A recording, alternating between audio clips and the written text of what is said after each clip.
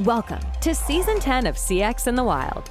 10 seasons of conversations with the visionaries who are reshaping the world, one experience at a time. This season, we go further into the minds of those who challenge the status quo and reimagine what's possible. And now, the adventure continues. All right, welcome back to CX in the Wild. This time we are in Miami.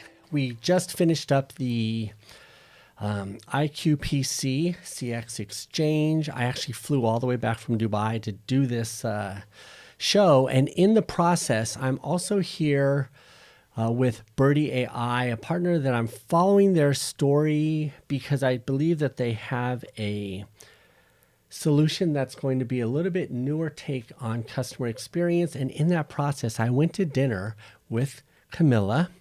And in that discussion, we started talking about the various levels of expertise in CX. And I was just, I was kind of surprised at your hot take on CX. And so we decided to have more of a conversation.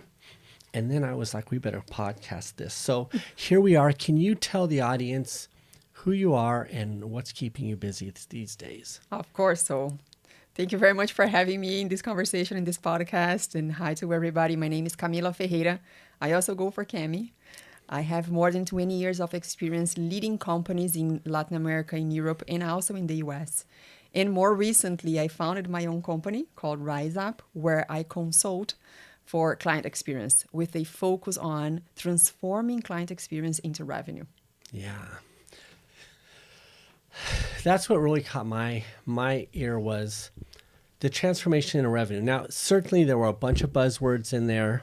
And being a consultant, I was sharing with you before the podcast started, it's, for me as an an executive who's left the corporate world, I think when we leave the corporate world, there really is no other option to keep working than to share our experiences as a consultant. But then there's like all this negative, like it's almost like, for me, I like say embarrassed to be a consultant or that sort of thing.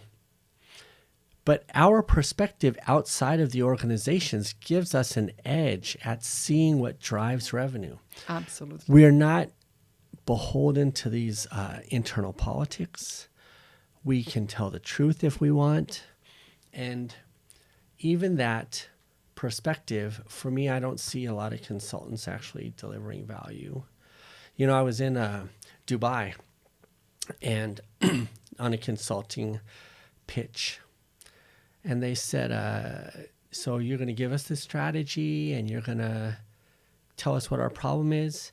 And they said, do you then do the work or do you just give us a slide deck? And I was like, well, I do the work. And they're like, okay, we're in. Because they don't want to work with consultants who don't know how to do it.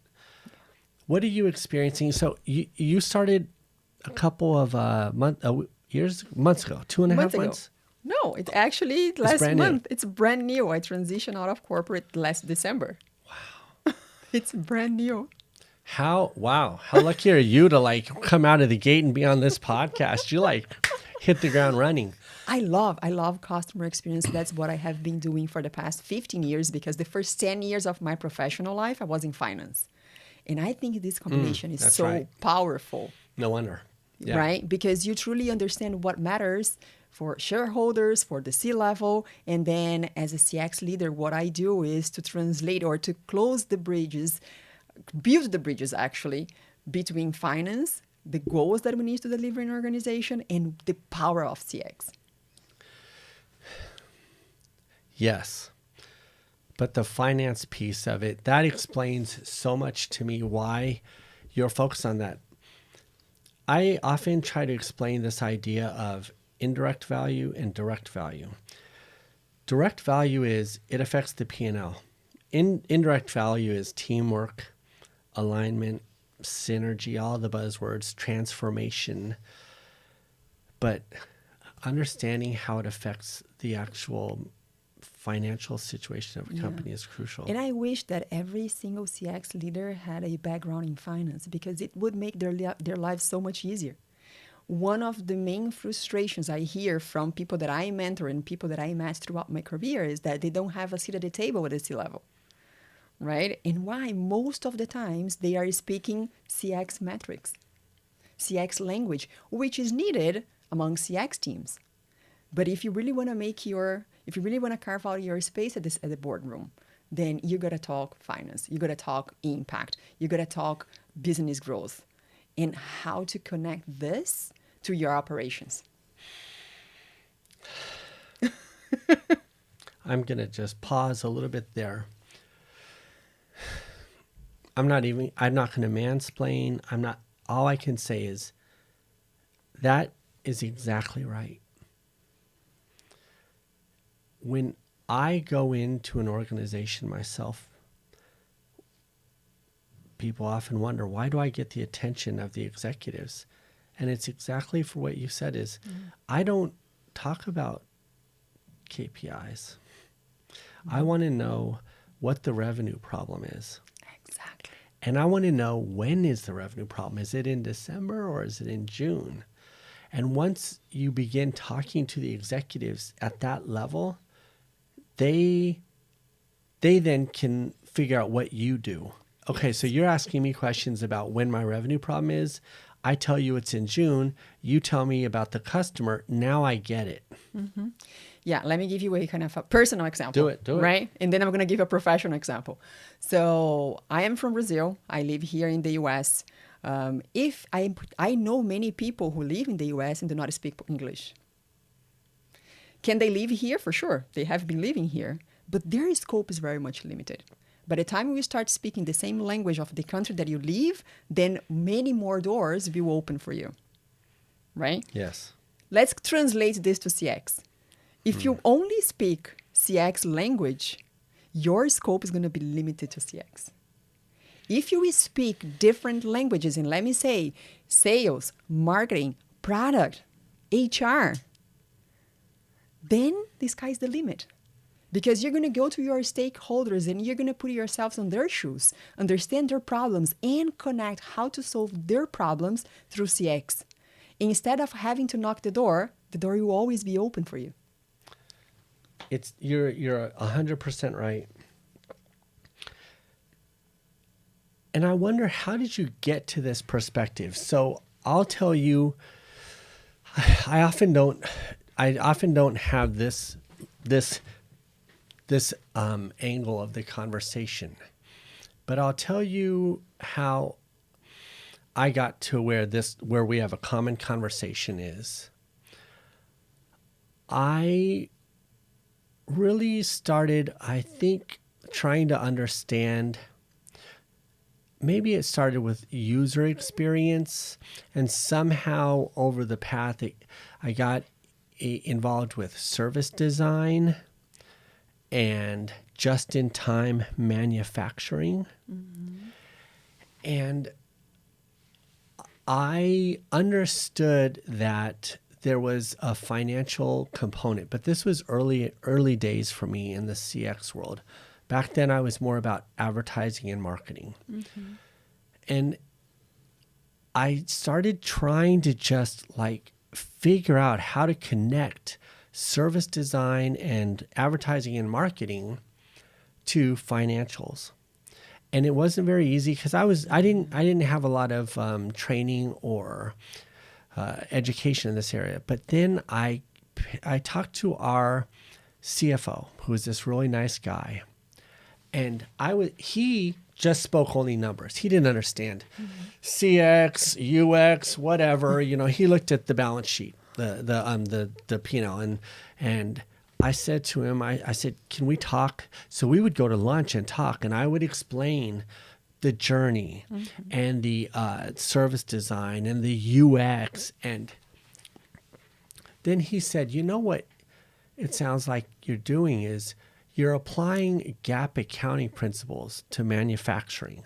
Wow. And he said, if you applied GAAP accounting principles to content, that makes a lot of sense to me. And I was like, what? Can you do that? And he was like, yes.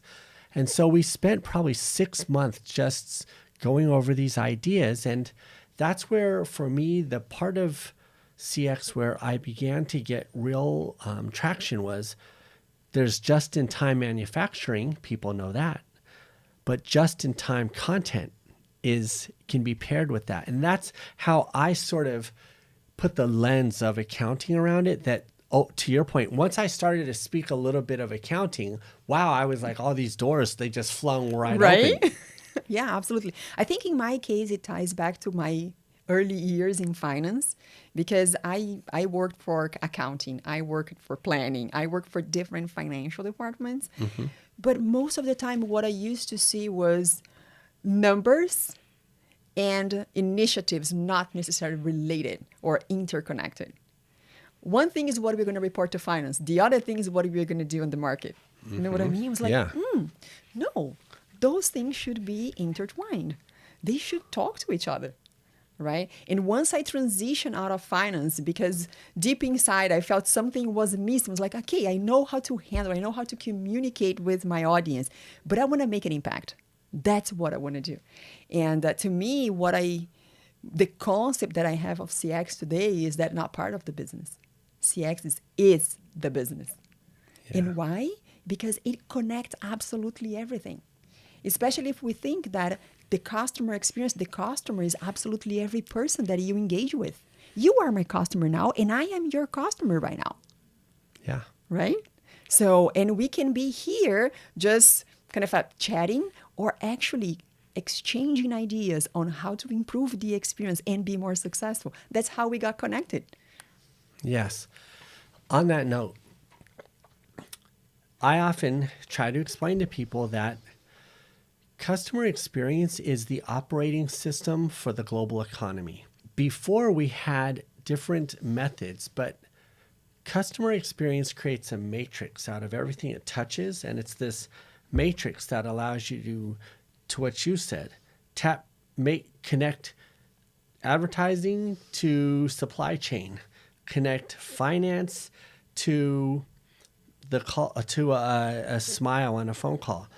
And you're talking about every person is a customer, and every employee is a customer, and every politician is a customer, and every church, school, and every human being is a customer now, and that's why it's the global economy. And the matrix of thinking that applies to each of these humans and their behaviors, it really is, CX, I think, is a more brute force way to say behavioral economics.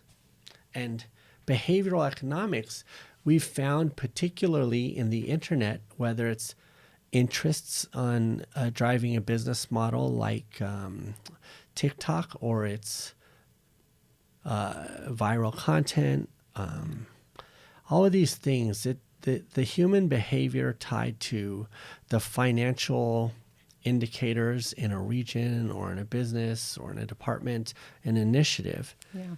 One thing that I always say is, when you go to talk to companies, right? When you go consult, most of the companies nowadays, they do have some sort of survey, CSAT or NPS or something like that. But then I ask, what kind of a survey that you have for your employees? And some of them, they do have it. Then the second question is, how often do you survey your employees? Because the mindset, whenever is in place, is, I need to survey my customers, which is true. But who is your customer? Start from within. Start with your employee. And in my last employer, that's exactly what we did. We started all of the transformation from within. Surveying the employees, bringing them to the decision making. I say they are the real frontliners. And from there, and we can see, I do have a correlation analysis that proved employee satisfaction correlates positively with merchant satisfaction, with client satisfaction. But if we just ask teams and employees to deliver something they don't have, it's going to be way more challenging. You spoke about a lot of things there. I'll tell you that maybe you have this experience because of your background in Brazil, but working in Africa, it's very interesting to provide customer service So let's say a restaurant wants to hire local people to work in the restaurant, and they want to provide service. It's interesting how many people they hire have never gone to a restaurant or ever had service. So teaching someone to deliver something that they haven't experienced is challenging. And so tapping into that conversation, as you mentioned, I think is very important. I have a friend, Deba Saho. He's vice president of transformation at a major company, and he was onto the same conversation you're having, which is I asked him, I said, you've been doing this job for a while. Most people in this job don't last a whole long. Like, the mandate of delivering transformation isn't an easy target to hit. How have you survived so long? How do you deliver this? What is your secret? And he said, when people think of transformation, they think about going from point A to point B. And he said, most people focus on the outcomes, point B, and because everyone can imagine what the future looks like and it's easy to iterate and discuss, he said, but transformation happens at point A.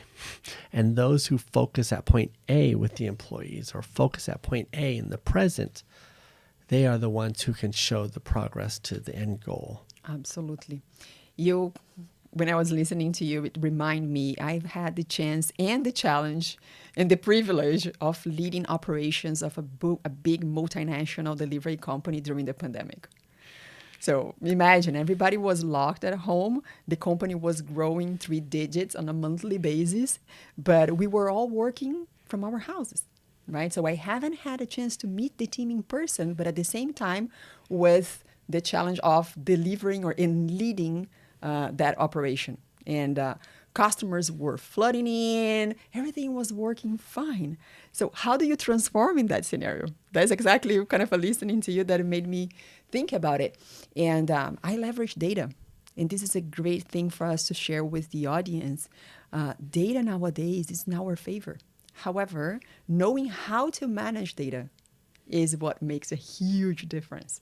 So in that scenario, what we did was we created the very first external diversity program for that company, where we promoted women-led restaurants on the platform because they used to have higher satisfaction rates. Look at this. This is how we combine customer experience. We review the data. We identified that those restaurants were above average. And then we create a specific campaign to promote them. Because we did it, it went viral. So other women-led restaurants came after us instead of us having to go after those restaurants, right? And we expanded. We also included the final consumers, saying, what is your preference? Data. Increasing revenue just by being more niched, by leveraging data. So yes, it's possible to keep transforming, but I completely agree with you. We got to focus on point A. What are their pains? How can we serve them? Right? So if we really want to improve client experience, customer experience, it starts from point A. That's right. When you were just talking there about, sometimes I get a little frustrated because I cover these topics so much on my podcast, and what you said was just pure insight and gold for an audience if they heard it and understood it. And it sounds so much like so many of these other talk tracks I hear, but you have this nuance, and the data creating the niche for performance. I hear that all the time, but it is true. If you can find the sharp point, the area of focus that is aligned to the revenue opportunity, you can make direct value. But so many people don't know. They have all the data. They have it all. We live in a world that we have too many data, too many pieces of data, and it's easy to get lost. Again, how do you get focused, right? So first of all, what is the goal? What is the goal for that particular company that you are working for? What are the main struggles the main obstacles they are currently facing to get there? I'm not trying to cut you off, but I want to stop there because it gets back to what is at the crux of what I'm always trying to do is give people real actionable value. Mm-hmm. When we say, what is the problem of the company? If it's not related to the finances, if you're not there, the problem is not that Betty from this department is causing problems, and it's not that these customers stopped buying. Mm-hmm. It's the revenue has a mind, the finances have a mind of their own. Absolutely. You have to, the problem is something to do with the dollars. But in this particular example, right? So revenue was not a big issue because the company was growing. We were in the middle of the pandemic. Mm-hmm. But being profitable was the biggest challenge. And this particular initiative that expanded beyond restaurants, we included the eaters and also the couriers, improved margin by 3 percentage points. See? That's the thing. So what is the challenge the organization that you are working for? Because if I had a targeted revenue, most likely I would have been less successful. Why? Revenue was growing by itself. That was not there that the conversations of the C-level were happening. It was profitability. Okay, so how can I be more profitable? Let me see through the data. And again, being a CX leader, what are the restaurants, what are the suppliers that offer the best experience? Because I know it drives loyalty. And loyalty drives recurrency, right? The other thing that we observed is, as an eater, as a women eater, you crave dessert. And in a delivery company, as you know, peak hours are breakfast, lunch, and dinner. What about in between? So we created specific campaigns to push the adoption or the consumption of dessert between peak hours. And last but not least, we also brought in the couriers. So I partner with NGOs across Latin America to help women in need, financial dependency, I would say, to become couriers and conquer their financial independence. It was an ecosystem that's translated into profitability. You know, we were just talking about the global operating system. It's all an ecosystem now. That's exactly right. Yeah. Everything we do, if you don't think about it as an ecosystem, then your exposure to external forces and disassociation from progress is pretty easy. It's pretty easy to get distracted. Oh my goodness. And the main problem I see is departments working in silos, right? Oh, I win at the expense of you losing. No. And that's why CX is the business and not part of the business, right? So if you have a marketing delivering their goals, does it mean the company is successful? No. If you have sales kind of delivering the goals, does it mean the company is successful? No. But if you have marketing, product, sales, operations in sync, then this company is successful. And this to me is the power of CX, is connecting them, because at the end of the day, there is absolutely no company without a client, without a customer.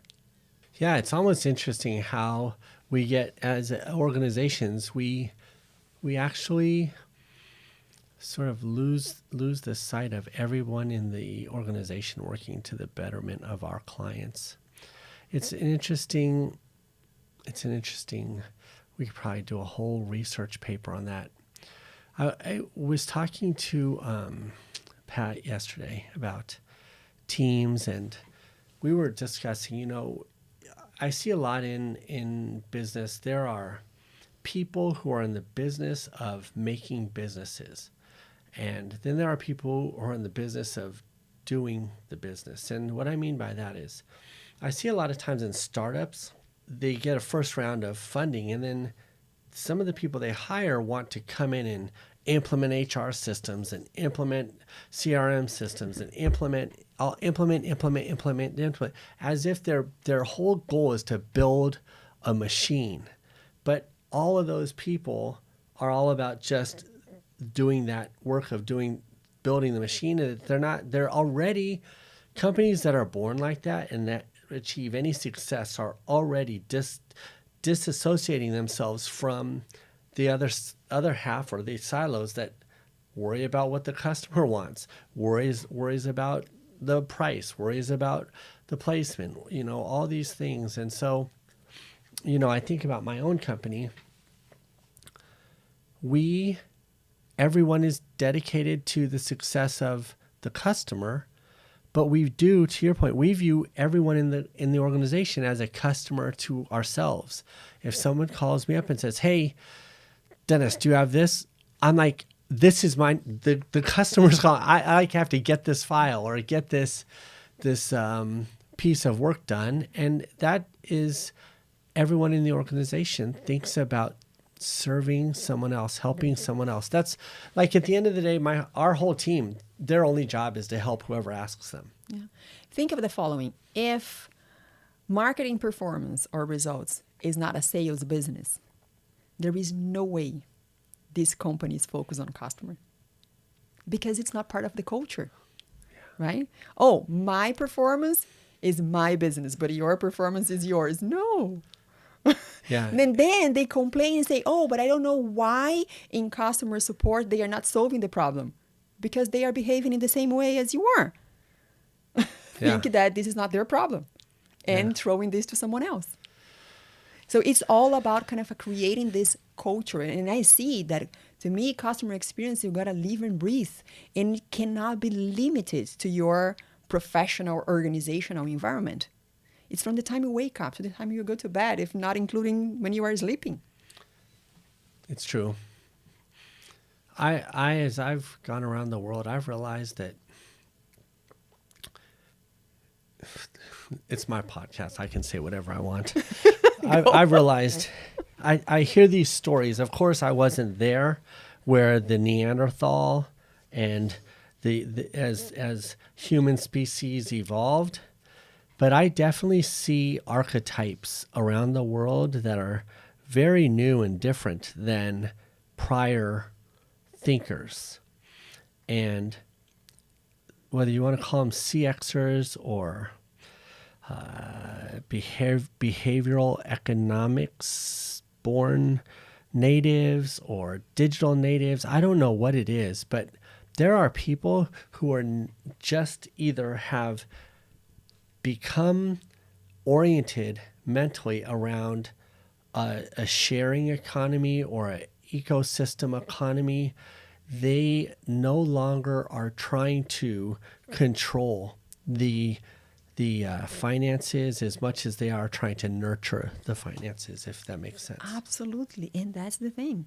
So sometimes we get too deep into something and we forgot to look around the surroundings, the landscape. Yeah. Right? Which is your client. Yeah. So again, there is no company without a client. I guess I would also say customers who stick with businesses that don't understand this new global ecosystem, they're going to suffer as well. Adoption of a better customer company ecosystem, it's happening, but it really doesn't happen for everyone. It doesn't happen everywhere in the world as fast either, As I've been sort of coming to the end of my customer experience journey in the world, I just wonder, where will the success at scale come from? Because I see a lot of points of reference all over the world, but it really hasn't become a major movement. The only place that I can think of that has delivered this at any level of magnitude is Dubai. They have a multicultural ecosystem approach to integrating every aspect of life. Wow. And have you been? No, never been to Dubai. Okay. But I should definitely go. Here's the thing. As a CX person, you have, it's like going to the source of the knowledge or the source of the idea. Dubai has a happiness metric, a KPI from the government that all the businesses are aware of and must adhere to. Wow. So think about that. They have a customer experience metric. When you go to Dubai, there's no trash. There's no none of these like side effects or weird things that you see as a consumer. Now, certainly, whether you want to talk about other ideologies, they're all over the place. So just focusing on customer experience, you would be very hard pressed to have a negative customer experience in Dubai from anything. So let me tell you this. The customer experience, integration, and culture is so mature there. When an event happens and people are going to that event coming in from out of town, you don't have to tell the airports, to tell the taxis, to tell the hotels, you don't have to tell them that they all are part of an ecosystem and that the goal is to have happy experiences. You don't have to tell anyone. It's seamless. From the time you get to the airport, when you go through control at different borders, you're used to that process. Yeah. That's not how it goes down in Dubai. You walk straight through. Like you get off and you walk through, they facial recognition, they just go. Wow. So far, when I went through the first time, I thought maybe I had done something wrong because they were like, go. And I'm like, just, and they were like, go. And I'm like, okay. Because they care about the personalized individual part of the ecosystem and they radiate it out. When you get to the upper levels, most of their leaders will tell you that people don't want to live in an echo chamber. There's this woman, I always quote her, Nadia Verji. She is part of the team at Expo City Dubai. They delivered figuratively and literally the most incredible, outstanding customer experience on earth. Expo City Dubai was over 140 countries all coming together to deliver over 130 million visitors and during a 6-month time period. Wow. And build a city in the midst of that. And that city was they architected the buildings to take advantage of the natural landscape and the wind and the sun so that visitors could have an experience in the space. They made it sustainable. But I have quoted her. She's saying people don't want to live in an echo chamber.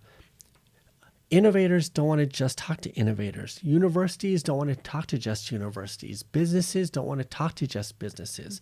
In Dubai, they have an ecosystem of finance, learning, government, service. But you see, it comes from the government and it creates a ripple effect of a culture, right? So if we bring this to organizations, it must come from the top. Having someone trying to push this up, is this possible? Of course it is. Nothing is impossible. But if you have an organization that actually has a culture of experience, so like in Dubai, what you were describing, it will permeate.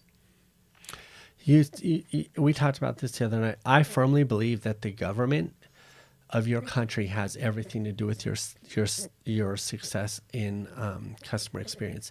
In Dubai, as an example, they have continuity of government. What this means is the learning of the leadership, it continues to evolve, right? Whereas when you have governments where they take the learning over a certain amount of years and reboot it, that rebooting process, it's so complicated. It's very complicated. And when you do have a government that has more control through the system, and they have the maturity of looking at their people and their businesses as an ecosystem, that where one hand actually has to do with the other. You see customer experience thrive, where in other cultures where you have fear, uncertainty, doubt, power, control, it's a different thing. But, Wow. You just made me think I need to go to Dubai and get to know this in person. you really should. It is absolutely eye-opening. I bet. No, what you just describing was like, wow, jaw dropping here.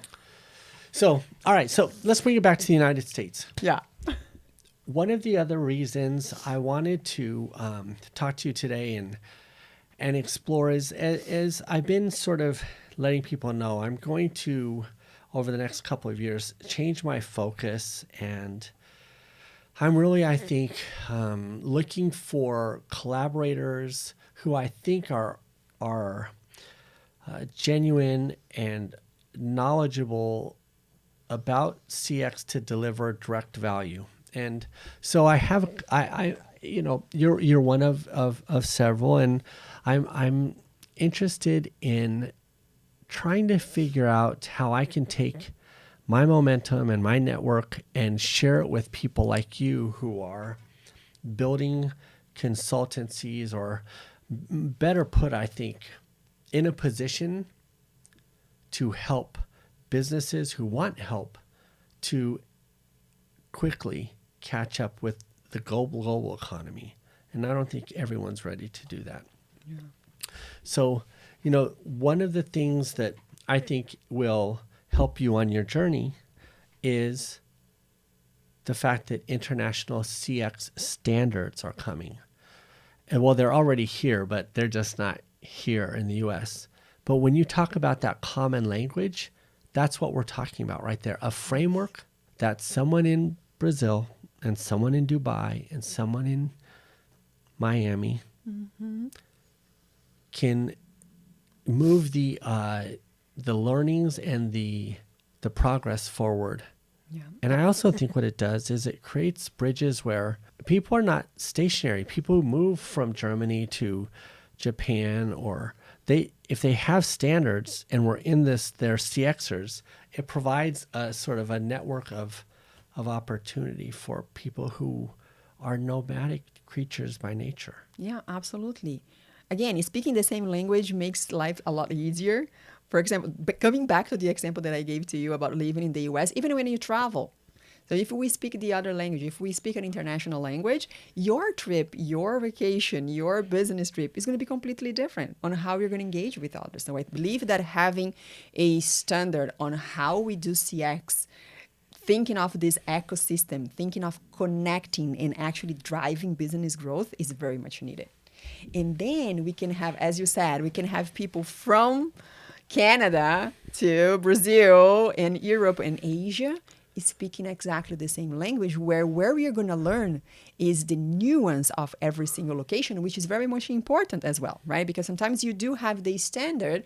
And again, the way I do CX here in the US is slightly different than how I do in Brazil. And why? Because of the local culture, right? And the local landscape. However, it's a lot easier if we speak the same language. So I think it's very much needed. And this would be very helpful for not only for CX leaders, but for companies in general, kind of knowing the right steps to take to be more successful and creating this ecosystem. And it is the ecosystem of global finance. That's what it really is. Once we think finance, we do have it. Yeah, that's right. Right? That's right. That's exactly right. So, I've said a lot of things on the podcast, and lately I've been feeling like, wow, I really dominate this podcast. What would you like to talk about? Is there anything? We've booked the studio for a limited amount of time. Is there something that you'd like to talk about or share with the audience? Or yeah, I would say this mindset of CX being a tool for business growth. I think at least the forums that I have attended so far, and again, 15 years doing CX, most of the conversations I have been part of were very tactical and not strategic, right? And where I believe the field that made me more successful in my career was being a strategic CX leader And this is what I would like to explore. So how is your experience engaging with other CX leaders? You have traveled the world many, many times. What is your view on how CX leaders position themselves and what is the opportunity they have to be more successful? This is why I think that collaborating with you in the real business universe is so important. There are not a lot of strategists who say, many people say they are strategists, but to your point, they are orchestrators of tactics and programs and solutions. Like, I can't think of very many CX strategists off the top of my head, and I have seen a lot of people. You know, I bet you I've seen, as I might have mentioned over dinner, there was a woman at Forrester who had a perspective on how the numbers worked, actually. So she's strategically comparing how the numbers work in the different contexts of humanity versus finance versus, and I think and I want to answer your question because you're really asking an important thing, but let's define what strategy is before we try to answer that question. Strategy in one context is the ability to evaluate a number of different outcomes and determine of the number of outcomes that you analyzed, which one may be the best for a particular reason. And what I find is many CXers, and not at their own fault, but within organizations, you don't have permission to be strategic, and your strategy really amounts to this platform versus that platform. I sat with a woman the other night at the event, and she knew what her problem was, but she decided that her course of action was to pick the right software to fix her problem. And despite my best efforts to try to guide her to some wider thinking, she couldn't. And I think so. To be as clear as I can about answering your question, it's not that the people are not strategists. I think that businesses don't allow for strategists to propagate freely within their organizations. And for that reason, I don't encounter many organizations where strategic leadership is a priority. I once posted on LinkedIn that you cannot be so good up to overshadow others. So, and that's why I decided to have my own company, because I can be strategic, right? And not be limited by the boundaries of having to choose between one platform or the other. I really want to use CX and all of my experience to help building a better world. Yeah. And I truly believe, deeply believe it's possible. In the Asian cultures, we have a saying. One of the rules is don't outshine the master, and that is a problem with CX in businesses. Is it's new and sometimes it gets a lot of attention. But at the end of the day, you're not outshining the master if you both have a revenue target, and Absolutely. You know it gets back to if you speak the same language. To your point, to sum up this podcast, I think speaking finance and accounting, how would you frame that? So can you, because you have more experience articulating this, how would you describe it to our audience? If they were to tap into this new language, where do they find it in their organization and how do they become part of it? Yes. I think, in my opinion, everything starts by listening to the customer. And the customer is your employee. Start from there. But empathetically listening. Because sometimes we are in a conversation and people are thinking about something else. They are not truly present. When you ask for a feedback, are you really interested on learning from that feedback and make things differently? That's how you will start speaking the CX language. When you truly connect when instead of you as a salesperson trying to hit your metrics or your performance of the month, you were truly interested on your client's problem and how to solve it, even at the expense of you not selling. Yes, but how do we translate that into this financial and accounting language that makes a CXer move closer to the top? Not sure I'm following you. So of course, we need to be empathetic. Empathy is a new asset for sure.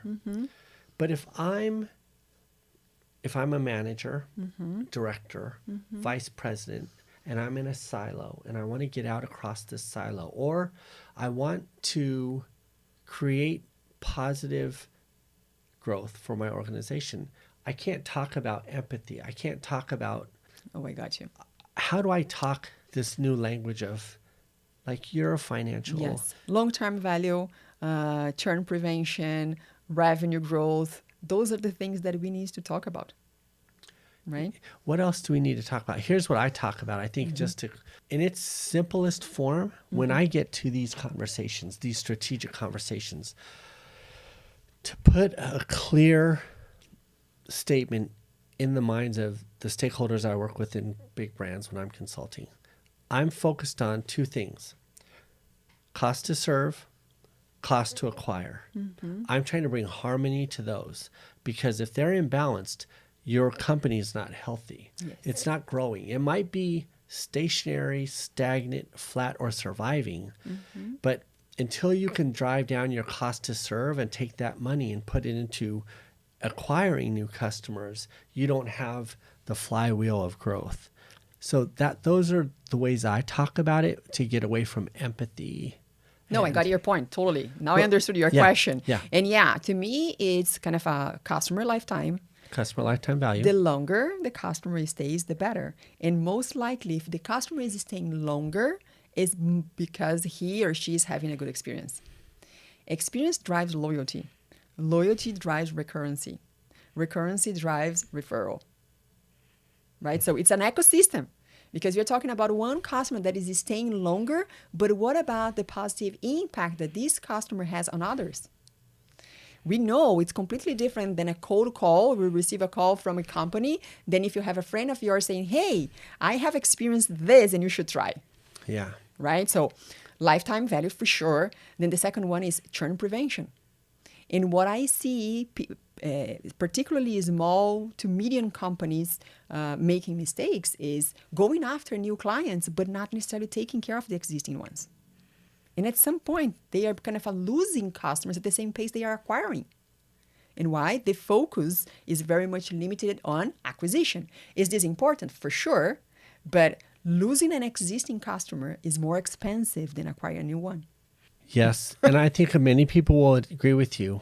Where I would articulate that is, I would say, and this was in my keynote, I wish you would have been there. In the keynote, I talked about part of the job of a customer experience professional is to make it feel like a downgrade to switch or to leave. So churn prevention is about making so much value that to make an alternative choice seems like a bad idea. Like Apple's ecosystem.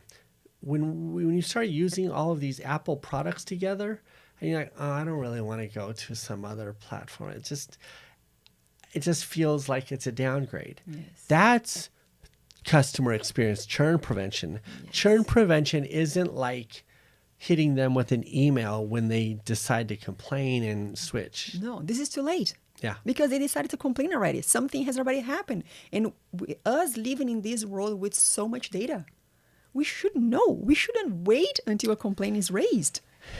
Right? So that's why I'm so passionate about AI, because I think AI will help us to be a lot more laser focused and add value to the business.